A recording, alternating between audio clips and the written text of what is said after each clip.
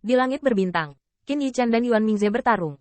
Tetapi suatu hari klan Wu yang kuat memicu angin kencang di dekatnya, menyebabkan jaring pisau Qin Yichan sedikit rusak. Mengapa? Dewa Pedang Xiantian, jika kamu terus bertarung seperti ini, kamu akan mati, dan tidak ada manfaat sama sekali. Qin Yichan tidak melihat ke belakang, tetapi mencibir, siapa yang memberitahumu bahwa aku tidak akan mendapat manfaat sama sekali? Anda benar, dunia sedang berkembang pesat, semua untuk keuntungan. Dunia sedang terburu-buru, semua untuk keuntungan. Tapi biarkan aku memberitahumu apa jalan surga. Qin Yichan mengayunkan pisaunya dengan marah dan bertarung sengit melawan yang kuat dari semua sisi. Pada saat yang sama, dia meledak seperti guntur.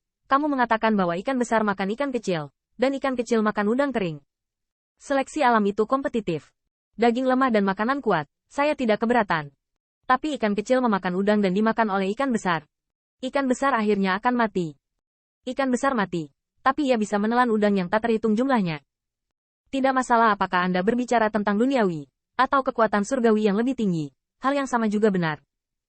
Yang kuat dapat menguasai yang biasa, tetapi ketika yang kuat jatuh, dewa yang tak terhitung jumlahnya akan diubah menjadi energi spiritual langit dan bumi, sehingga mereka dapat memberitahu Anda betapa biasa, sehingga Anda dapat memulai kultivasi. Bahkan jika itu adalah kaisar, kaisar akan runtuh setelah kematiannya. Dan dewa dan prajurit yang tak terhitung jumlahnya akan memiliki keturunan Fuze. Ini adalah reinkarnasi dari surga. Apa kau mengerti? Bunga itu gelisah dan bejat. Omong kosong. Omong kosong lainnya. Udang adalah udang, dan semut adalah semut.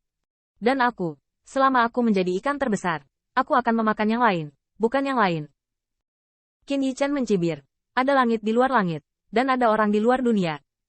Tidak peduli seberapa besar Anda, dapatkah yang besar melewati langit? Tidak peduli seberapa besar alasan Anda, apakah yang besar melewati surga? Qin Yichan berteriak lagi. Adapun Anda mengatakan bahwa Kai Guisan adalah wajah asli dari makhluk alam, itu bahkan lebih konyol. Izinkan saya bertanya lagi. Anda dikandung dari mayat lik yang tak terhitung jumlahnya, dengan ingatan mereka, dan mengapa mereka bertarung saat itu? Agar ras monster mendominasi dunia. Namun, mereka tidak akan melihat hari itu, dan tidak akan bisa menikmati kekuatan ras monster. Tapi mereka tetap memilih untuk bertarung. Sama seperti naga sungguhan, Qin Yichan memikirkan Hao Changyun, pembangkit tenaga listrik dari ratusan ribu naga sungguhan, dan bahkan mengetahui ras mereka dari junior mereka miliaran tahun kemudian, mendominasi mereka selama ratusan juta tahun. Dan miliaran tahun kemuliaan itu, Hao Changyun pernah melihatnya? Apakah Anda menikmati manfaatnya? Tidak. Tapi mereka tetap memperjuangkan keturunannya. Jika musuh saat ini, semua orang menyusut dan ingin orang lain mati-matian mencoba mengambil kelalaian sendiri, maka mereka hanya akan kalah selamanya. Mereka berperang, dan mereka berjuang untuk keuntungan, untuk kemuliaan dan kemakmuran keturunan mereka. Ini adalah keuntungan dan kebenaran yang besar. Dengan desahan dingin dan suara, mata bunga itu terang dan gelap, seolah-olah ada kebangkitan iblis yang tak terhitung jumlahnya. Bahkan lumut yang mati di sini, meskipun mereka memiliki klan yang berbeda, Qin Yichan menghormati mereka. Hal yang paling tidak terduga dari Dao Hua adalah bahwa Dewa Pedang Bawaan ini mampu menahannya sampai sekarang. Dan alasan yang sangat penting adalah bahwa pengadilan iblis kuno dan pengadilan surgawi saling menjaga dan bertarung satu sama lain. Ini awalnya adalah keuntungan yang dia gunakan. Tetapi sekarang, itu telah menjadi kunci untuk pertempuran Qin Yichan yang tak terkalahkan. Bunga itu tampak gelisah, dan kelopaknya gemetar. Berbicara begitu banyak, kamu hanya belas kasihan palsu. Kamu adalah Dewa Pedang Bawaan. Apakah kamu memiliki ras? Apakah kamu memiliki keturunan? Kepura-puraan macam apa yang kamu pura-pura?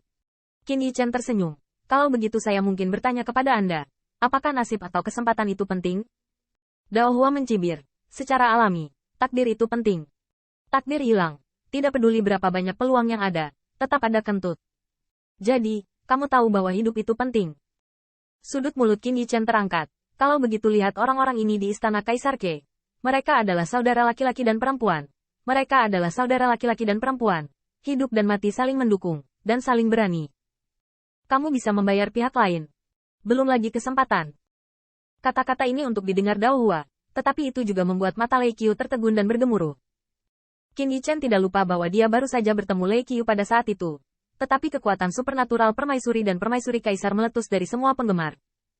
Pada saat itu, Lei Qiu, tetapi berencana menggunakan hidupnya untuk menutupi retret mereka. Dengan cara yang sama, takdir dapat bergantung satu sama lain.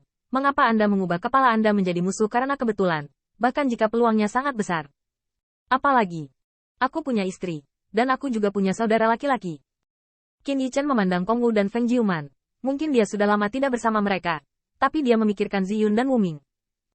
Istri saya memiliki kesempatan. Saya harus bahagia. Dan saudara laki-laki saya memiliki kesempatan. Saya harus memberi selamat kepada Anda.